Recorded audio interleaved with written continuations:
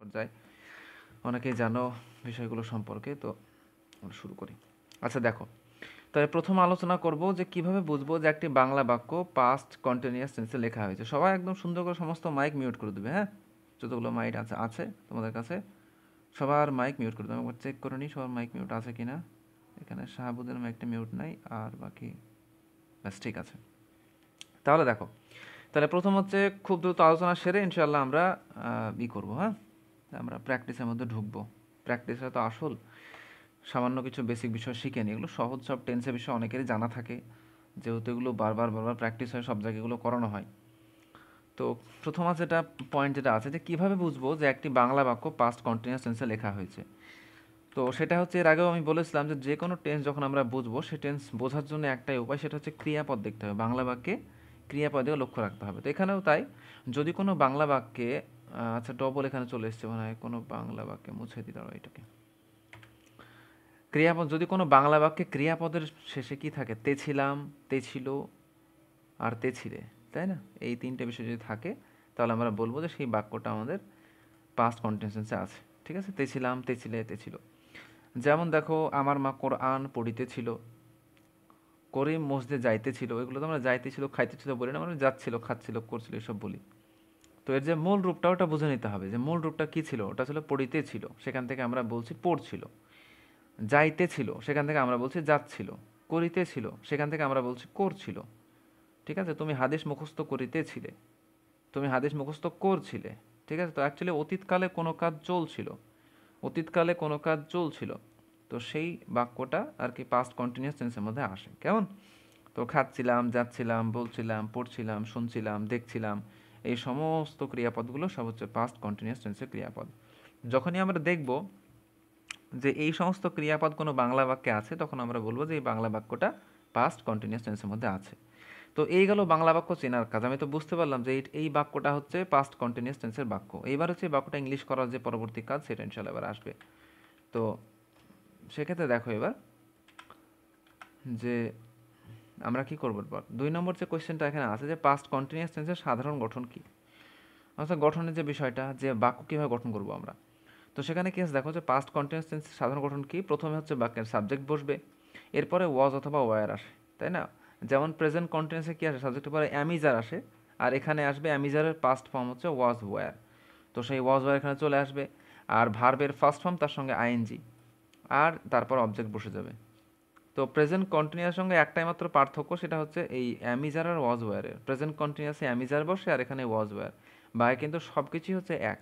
ওখানে ছিল subject am is are, ভার্বের সঙ্গে ভার্বের ফার্স্ট ফর্ম তার সঙ্গে আইএনজি, আর এখানে সাবজেক্ট ওয়াজ ওয়ার আর ভার্বের ফার্স্ট ফর্ম তার সঙ্গে আইএনজি প্লাস অবজেক্ট। তো আচ্ছা, ওয়াজ কার পরে বসবে, ওয়াজ বসবে কার পর, থার্ড পারসন সিঙ্গুলার নাম্বার যদি হয়, ঠিক আছে। আচ্ছা, সেখানে আই শুধুমাত্র একটা ব্যতিক্রম, তুমি নিয়ে নিতে পারো। বাকি থার্ড পারসন সিঙ্গুলার নাম্বারের ক্ষেত্রে ওয়াজ বসবে। কেমন? আর বাকি ধরো যেগুলো প্লুরাল যত আছে, বহু বচন যদি হয় সাবজেক্ট, সেক্ষেত্রে ওয়ার বসবে। যেমন you were, we were, they were. ঠিক আছে, এখানে হি ওয়াজ, শি ওয়াজ, ইট ওয়াজ। তো সিঙ্গুলার সাবজেক্ট যদি হয় সেক্ষেত্রে হচ্ছে ওয়াজ, আর প্লুরাল যদি হয় সেক্ষেত্রে হচ্ছে ওয়ার। কেমন? আর আচ্ছা, এরপর হচ্ছে কি, এরপর একটু বাক্য কটা প্র্যাকটিস করে নিতে হবে। যেমন দেখো, প্রথম বাক্য যেটা আছে যে আমি কোরআন পড়ছিলাম, আমি কোরআন পড়ছিলাম। তো এই বাক্যটা ইংলিশ করলে কী হবে, প্রথমে তো সাবজেক্ট বসবে, সাবজেক্ট হচ্ছে আমি। তাহলে প্রথম সাবজেক্টটা বসিয়ে দিয়ে আই হচ্ছে সাবজেক্ট। তা আমি, আই পড়ছিলাম, পড়ছিলাম সাবজেক্টের পরে কি ওয়াজ অথবা ওয়ারের যে কোনো একটা আসবে। তো আয়ের পরে ওয়াজ আসবে, আই ওয়াজ পড়ছিলাম। পড়া হচ্ছে রিড, রেড, রেড, রিড হচ্ছে ফার্স্ট ফর্ম, তার সঙ্গে আইএনজি। তাহলে আই ওয়াজ রিডিং। এবার হচ্ছে অবজেক্ট এসছে কোরআন, তো কোরআন লিখে দাও, আই ওয়াজ রিডিং কোরআন। আবার কোরআন যেহেতু প্রপার নাউন, আগে একটা এখানে কোরআন যেহেতু একটা রিলিজিয়াস টেক্সট, তো তার আগে একটা দি বসাতে হয় স্যাক্রেড টেক্সটের কারণে। আই ওয়াজ রিডিং দ্য কোরআন, আমি কোরআন পড়ছিলাম। যদি বলে সে ইসলামী বই পড়ছিল, তাহলে সে পড়ছিল, হি ওয়াজ, সে পড়ছিল, হি ওয়াজ। ইসলামী বই মানে ইসলামিক বুক ইংলিশ করবে। হি ওয়াজ পড়ছিল হচ্ছে রিডিং, হি ওয়াজ রিডিং ইসলামী বই, অ্যান ইসলামিক বুক করে দাও, অ্যান ইসলামিক বুক। আচ্ছা, এখানে অ্যান কেন আসলো, এটা খুব সাধারণ একটা নিয়ম, কারণ হচ্ছে শুরুতে আই আছে, ভাবেল সাউন্ড আছে, সে কারণে অ্যান বসলো, তাই না? তাহলে হি ওয়াজ রিডিং অ্যান ইসলামিক বুক। এরপর যেটা এসছে, তারা হাদিস মুখস্থ করছিল, তারা হাদিস মুখস্থ করছিল। তাহলে তারা, দে। ভার্ব হচ্ছে মুখস্থ করা কি? মেমোরাইজ। তাহলে দের পরে ওয়াজ না ওয়ার হবে, দে ওয়ার মেমোরাইজিং। এটা জেড দিয়েও হয়, এস দিয়েও হয়। দে ওয়ার মেমোরাইজিং হাদিসের জন্য হাদিদ করে দাও, বা হাদিস করে দাও, প্লুরাল করে দাও। দে ওয়ার মেমোরাইজিং হাদিস, তারা হাদিস মুখস্থ করছিল।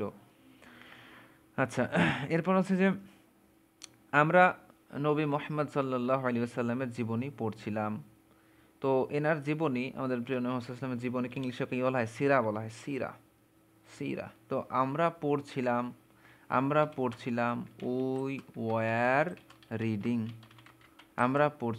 উই ওয়ার রিডিং নবী মোহাম্মদ সাল্লাল্লাহু আলাইহি ওয়াসাল্লামের জীবনী, ইংলিশে বলবো আমরা সিরা। তো উই ওয়ার রিডিং সিরা। তুমি একটি চিঠি লিখছিলে, তাহলে তুমি লিখছিলে, তুমি লিখছিলে।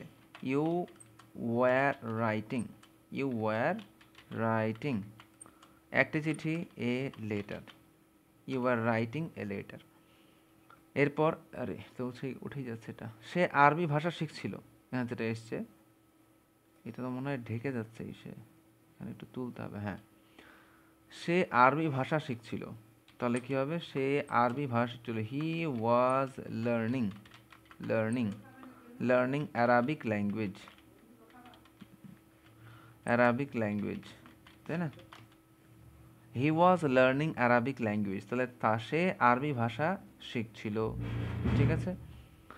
তো আর লাস্টে একটা আছে যেটা ওঠা দিকে, তো ওটা মানে ছোট করতে হবে, এটাকে নাহলে অসুবিধা হবে। এটাকে একটু ছোট করে দিই আমি, হ্যাঁ, তাহলে দেখতে পাওয়া যাবে। এটা এই 20-তে করে দিই, দেখা যাচ্ছে না পরিষ্কার? হ্যাঁ দেখো, তাহলে আমি তাফসির পড়ছিলাম, তাহলে আই ওয়াজ রিডিং তাফসির। ভালো করে দেখে নাও, সবাইকে জিজ্ঞাসা করবো, হ্যাঁ, অসুবিধা নাই। আই ওয়াজ রিডিং তাফসির, আমি তাফসির পড়ছিলাম। আই ওয়াজ রিডিং তাফসির। তাহলে এই হচ্ছে আমাদের পাস্ট কন্টিনিউয়াস টেন্সের যে পজিটিভ সেন্টেন্স যেগুলো আছে, হ্যাঁ বোধক বাক্য, অ্যাফার্মেটিভ সেন্টেন্স যেগুলো আছে, সেগুলো বাংলার নিয়ম। প্রথমে সাবজেক্ট, তারপর ওয়াজ অথবা ওয়্যার, তারপরে ভার্বের সঙ্গে আইএনজি, তারপর অবজেক্ট। ঠিক আছে। তো এই ছিল আমাদের মোটামুটি তোমার হ্যাঁ বোধক বাক্য। আচ্ছা, এরপর হচ্ছে পাস্ট কন্টিনিউয়াস টেন্সের নেগেটিভ। আচ্ছা, আগে একটু হ্যাঁ বোধকটা একটু প্র্যাকটিস করে নিই, কেমন? তারপর ইনশাল্লাহ আমরা সামনের দিকে যাবো, তাহলে ভালো হবে ধারাবাহিকভাবে গেলে। চলো। আচ্ছা, তাহলে এই গেল বিষয়। এরপরে আমাদের হচ্ছে পাস্ট কন্টিনিউয়াস টেন্সে নেগেটিভ বাক্যের গঠন কেমন হবে, যদি নাবোধক বাক্য হয় সেক্ষেত্রে কেমন হবে, এটা একটু দেখে নিই। তো নেগেটিভ ক্ষেত্রে কী হবে? প্রথমে হচ্ছে ওয়াজ অথবা ওয়্যার। আচ্ছা, এটাকে একটু ছোটো করে দিই তাহলে ভালো হবে। খুব বড় করে ফেলেছি এগুলো সবকটা আমি। আচ্ছা দেখো, তাহলে প্রথমে কি, এখন তো সাবজেক্ট ছিল, ওয়াজ ওয়্যার ছিল। আমি বলেছিলাম যে কোনো বাক্যই হোক না কেন, নেগেটিভ করার জন্য কী করতে হবে? বাক্যে যে অক্সিলারি ভার্ব থাকে, সে অক্সিলারি ভার্বের পর নট বসাতে হয়। তো এখানে ওয়াজ ওয়্যার আছে, এরপরে নট বসিয়ে দেবো আমরা, তাহলেই কি নেগেটিভ বাক্য হয়ে যাবে। কেমন? তো সাবজেক্ট প্লাস ওয়াজ অথবা ওয়্যার, তারপরে নট, তারপরে ভি1 আইএনজি, তারপর অবজেক্ট যা আছে তাই বসে যাবে। কেমন? তাহলে যেমন দেখো, আমি তখনটা বাদ দিয়ে দাও, এটা আমাদের অ্যাডভার্ব, যেটা ইনশাল্লাহ আমরা একটু পরে শিখবো। তাহলে আমি কোরআন পড়ছিলাম না, খুব দ্রুত একটু লিখে দিই। তাহলে আমি কোরআন পড়ছিলাম না, I was not reading the Quran. ঠিক আছে। আচ্ছা, সে ইসলামী বই পড়ছিল না, হি ওয়াজ নট রিডিং। ঠিক আছে, ইনশাল্লাহ আমি জিজ্ঞাসা করেছি কিছু। হ্যাঁ, he was not reading an Islamic book. আচ্ছা, তারপর তারা হাদিস মুখস্থ করছিল না, দে ওয়ার নট মেমরাইজিং হাদিস। আচ্ছা, আমরা নবী মোহাম্মদ সাল্লাল্লাহু আলাইহি ওয়াসাল্লামের জীবনী পড়ছিলাম না, তাহলে উই ওয়ার নট রিডিং সিরা। ঠিক আছে। আচ্ছা, তুমি একটি চিঠি লিখছিলে না, এখানে না তো উঠেইনি, লিখছিলে না, সেক্ষেত্রে কি হবে? তাহলে you were not writing a letter. ঠিক আছে। সে আরবি ভাষা শিখছিল না, he was not learning Arabic লিখলে হবে ব্যাস। আমি তাফসির পড়ছিলাম না, তাহলে আই ওয়াজ নট রিডিং তাফসির। আচ্ছা ওই মাইনুল হাসান, তুমি বুঝতে পারছো তো? মাইনুল বুঝতে পারছো তো? ব্যাস ঠিক আছে, ঠিক আছে, মাশাআল্লাহ। আচ্ছা, এরপর হচ্ছে যে পাস্ট কন্টিনিউয়াস হচ্ছে ইন্টারোগেটিভ বাক্যের গঠন কেমন হবে, যদি প্রশ্নবোধক বাক্য করি তাহলে কেমন হবে। এগুলো তোমাদের সবারই জানা, কারণ আমরা দ্রুত যাচ্ছি। হ্যাঁ, তাহলে পাস্ট কন্টিনিউয়াস টেন্সের ইন্টারোগেটিভ বাক্য কেমন হবে, অর্থাৎ প্রশ্নবোধক বাক্য। যেমন ধরো, আমি কি কোরআন পড়ছিলাম, সে কি ইসলামী বই পড়ছিল। তো সেক্ষেত্রেও একই নিয়ম, যে বাক্যের মধ্যে যে অক্সিলারি ভার্ব থাকে সেটাকে বাক্যের শুরুতে বসাতে হয়। এখানে ওয়াজ ওয়াজ ছিল, তো ওটা বাক্যের শুরুতে বসবে। কেমন, বাকি তারপরে সাবজেক্ট বসবে, তারপরে ভার্বের ফার্স্ট ফর্ম আইএনজি, অবজেক্ট, কেমন এইভাবে আর কি বসে যাবে এটা। তো আমি কোরআন পড়ছিলাম, সেটা ছিল আই ওয়াজ রিডিং কোরআন, তাই না? আমি কোরআন পড়ছিলাম, সেটা ছিল কি আই ওয়াজ রিডিং কোরআন, আমি কোরআন পড়ছিলাম। তো সেখান থেকে আই ওয়াজ রিডিং দ্য কোরআন, এটাকে যদি আমরা প্রশ্নবোধক করি তাহলে এই ওয়াজটাকে বসাতে হবে বাক্যের শুরুতে, ঠিক আছে না? এটাকে শুরুতে বাক্যের শুরুতে বসাতে হবে। কাটাই তো মুশকিল, ও কাটা যাচ্ছে না, যাই হোক এটাকে আমি এখানে মুছে দিই। তাহলে কী হবে, ওয়াজ আই রিডিং দ্য কোরআন, আর শেষে একটা প্রশ্নবোধক চিহ্ন, এটাও খুব জরুরি, অনেক ক্ষেত্রে মিস হয়ে যায়। আচ্ছা, এরপর সে কি ইসলামী বই পড়ছিল, সে কি ইসলামী বই পড়ছিল, সে ইসলামী বই পড়ছিল, হি ওয়াজ রিডিং অ্যান ইসলামিক বুক, সেখান থেকে ওয়াজ হি রিডিং অ্যান ইসলামিক বুক, ঠিক আছে। এরপরে তারা কি হাদিস মুখস্থ করছিল, তাহলে কি হবে, তারা হাদিস মুখস্থ করছিল, দে ওয়ার মেমোরাইজিং হাদিস, সেখান থেকে ওয়ার দে মেমোরাইজিং হাদিস। আচ্ছা, আমরা কি নবী মোহাম্মদ সাল্লাল্লাহু আলাইহি ওয়াসাল্লামের জীবনী পড়ছিলাম, সেটাকে কি হবে, যে উই ওয়ার স্টাডিং বা উই ওয়ার রিডিং দ্য সিরা, তো সেখান থেকে ওয়ার উই রিডিং সিরা, সিরা, ঠিক আছে। শেষে জিজ্ঞাসা চিহ্ন খুব গুরুত্বপূর্ণ, ওটাও খেয়াল রাখতে হবে খুব বেশি ভালোভাবে। তুমি কি একটি চিঠি লিখছিলে, তাহলে were you writing a letter, আচ্ছা, সে কি আরবি ভাষা শিখছিল, ওয়াজ হি লার্নিং অ্যারাবিক,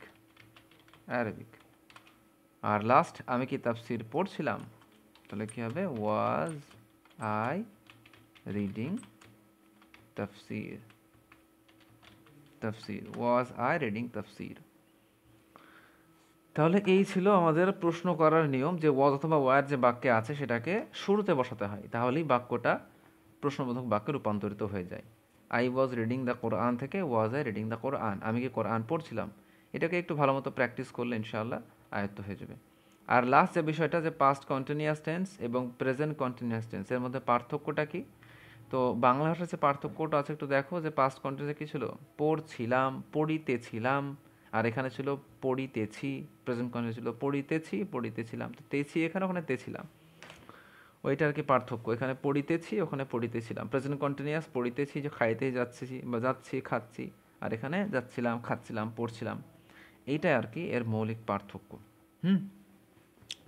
তো এই ছিল মোটামুটি পুরো বিষয়, এছাড়া পাস্ট কন্টিনিউয়াস টেন্স তেমন কিছু নেই, এটাই যা ছিল বেসিক বিষয়, যে পড়ছিলাম, খাচ্ছিলাম, যাচ্ছিলাম, দেখছিলাম, শুনছিলাম, সাবজেক্ট ওয়াজ ওয়ার, ভার্বের ফার্স্ট ফর্ম আইএনজি আর অবজেক্ট, ঠিক আছে। তো এইবার আমি সবাইকে একটু জিজ্ঞাসা করব, কেমন, কারো কোনো প্রশ্ন আছে কি বিষয়ে, আরও কোনো বিষয়ের প্রশ্ন থাকলে করে নিতে পারো, আমি একটু প্র্যাকটিসের মধ্যে ঢুকবো, এবার সবাইকে জিজ্ঞাসা করবো আলাদা আলাদা করে, মুখে মুখে, ঠিক আছে। আশা করি প্রশ্ন নেই, সহজ বিষয় ছিল।